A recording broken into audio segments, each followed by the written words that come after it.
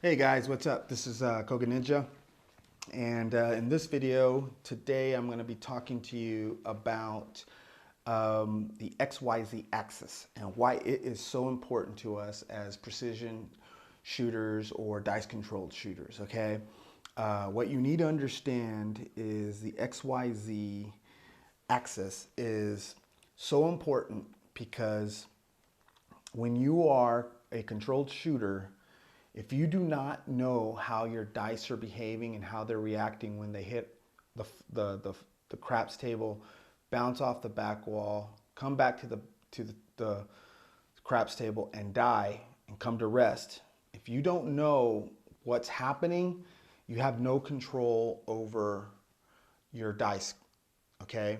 And it's absolutely crucially important that you, as a controlled shooter, know what your dice are doing and how to identify what your dice are doing when they're flying through the air, okay?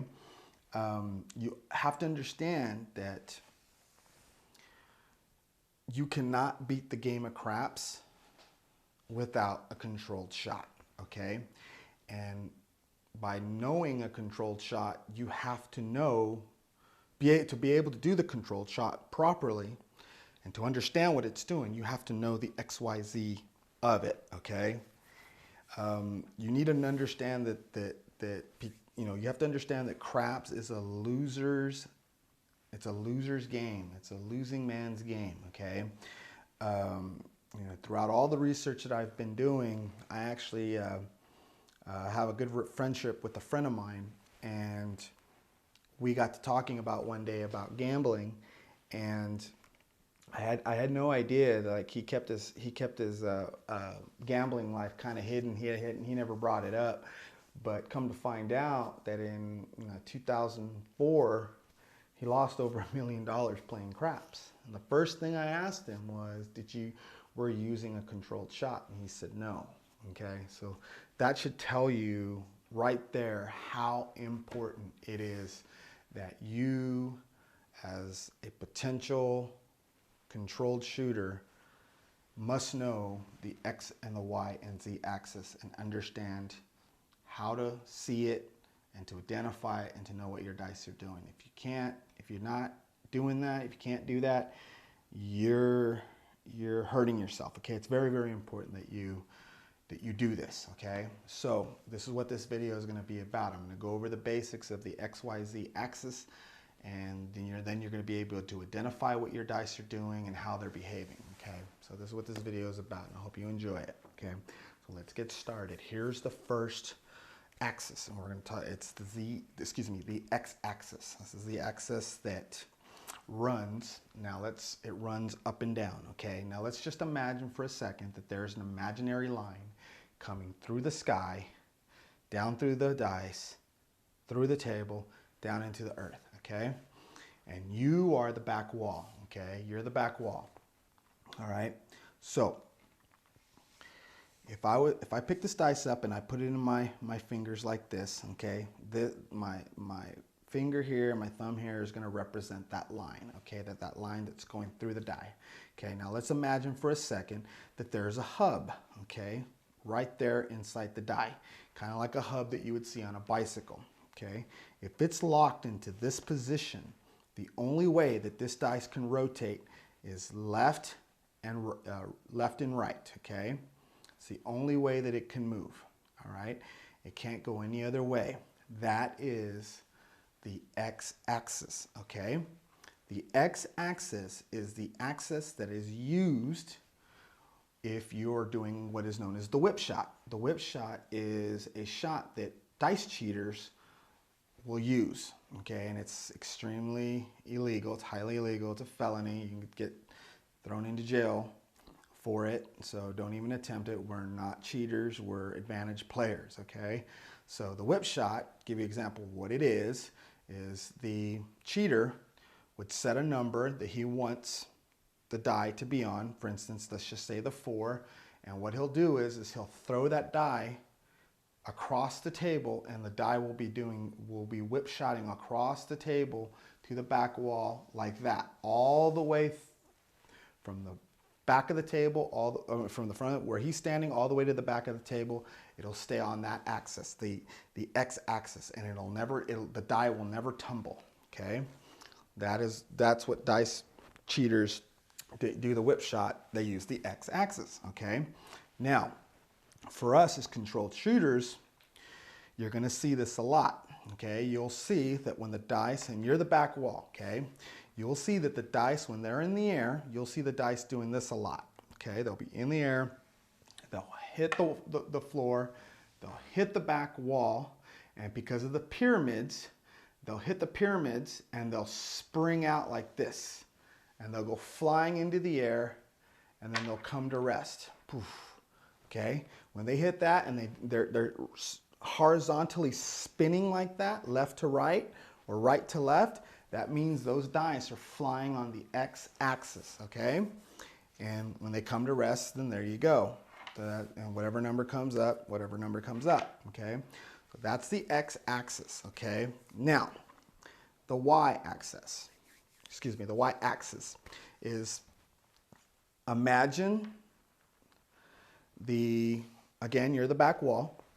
Imagine that the line is going through the dice to the back wall, okay?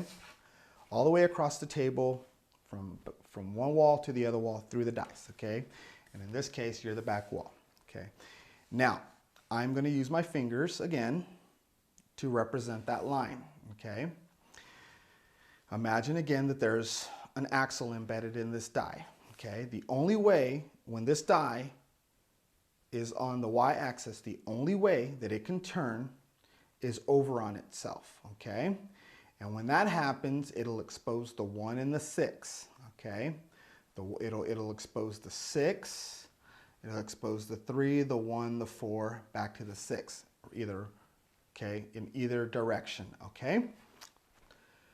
This is, the y-axis is the axis that you're going to see a lot, because when you're learning your controlled shot and you're going through that learning curve, which is, I'm going through it right now, I'll throw the dice and then I'll see a 6, 1, I'll see a 6 and then another number, let's say a 3, that meant one die went off axis.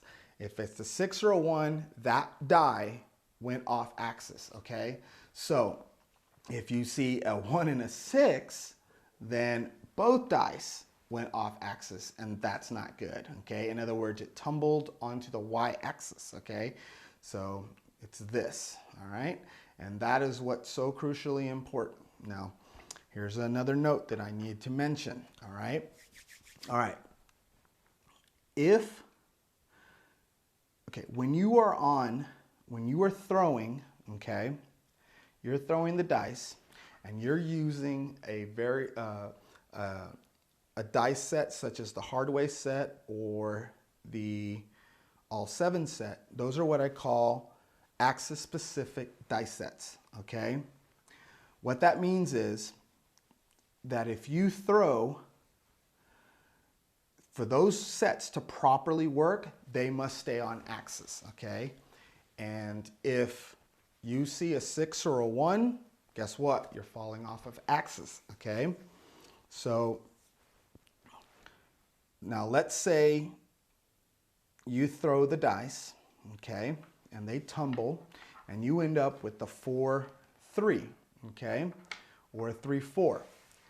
That doesn't mean that your dice fell off of axis. It just means that your dice double pitched, okay, which means that one dice moved its face forward 2 times versus the other one, okay? And it can happen vice versa. All right, now I hope you understand that, okay? Now, the last one is the z-axis. This is the axis that we as dice controllers want our dice to stay on, okay? And getting back to the axis-specific dice sets, the hardways and the all 7 set, the hardway set and the all 7 set, it's the z-axis is what makes those dice work, makes those dice sets work. Now, if you draw a line, again, you're the back wall, if you draw a line through the dice like this, okay, and the dice are tumbling this way, that is what is known as the z-axis, okay? So I'll illustrate by pinching the dice again like this, and if the dice has a hub in it, like a wheel, the numbers that you're going to see are the 4, the 2, the 3, and the 5 back to the 4, okay? So if you are in the hard way set, and you're the back wall, and those dice are tumbling, okay, and they bounce, they're in the air, tumbling, they bounce, hit the back wall, and they die like that. If you see a hard way, either a hard way 10, a hard way 8, a hard way 4, guess what? Your dice stayed on the z-axis. Very, very simple, okay? Now, if the dice hit and then one tips over, in other words, barrel rolls onto itself, and you see a 6, guess what? One of those dice fell off the z-axis onto the y-axis, and now you have what is known as an off-axis point number, or an off-axis number, okay?